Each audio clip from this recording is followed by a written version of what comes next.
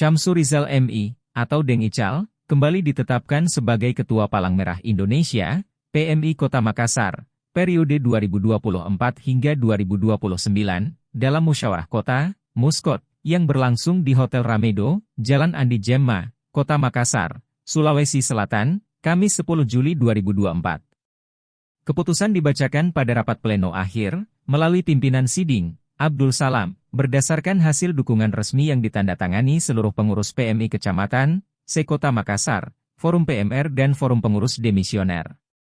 Dikatakan alasan kembali memilih Deng Ical, Popo, atau terpilih kembali, karena dianggap berhasil membawa PMI makin solid dan sukses, seperti sekarang. Sementara dalam surat dukungan Forum PMR, Deng Ical juga dianggap mudah diajak komunikasi dan fleksibel dalam menghadiri undangan-undangan kegiatan. Ketua PMI Kecamatan Makassar, Dwiana Pamuji Astutik menambahkan, kesolidan, kebersamaan serta terobosan di bawah kepemimpinan Deng Ical mampu dijaga dengan baik.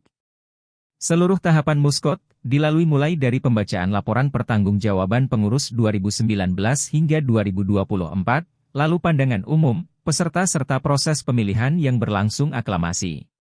Sementara itu, Deng Ical menyampaikan, sudah lebih 15 tahun memimpin PMI Makassar, dan akan terus mengabdi sekalipun sudah diminta ke pengurus tingkat pusat.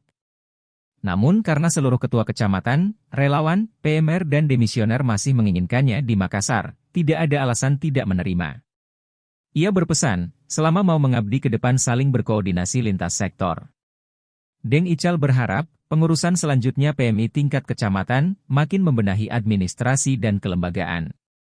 Diketahui, Muskot dibuka langsung oleh Wali Kota Makassar, Mohram dan Pomanto didampingi Kepala Dinas Pendidikan Makassar, Muhyiddin, Kepala BPBD Makassar, Hendra Hakamudin, perwakilan Damkar, Dinkes, Basarnas dan dihadiri juga Ketua PMI Sulsel, yang diwakili oleh Wakil Ketua Bidang Organisasi, Dr. Rahman Syah.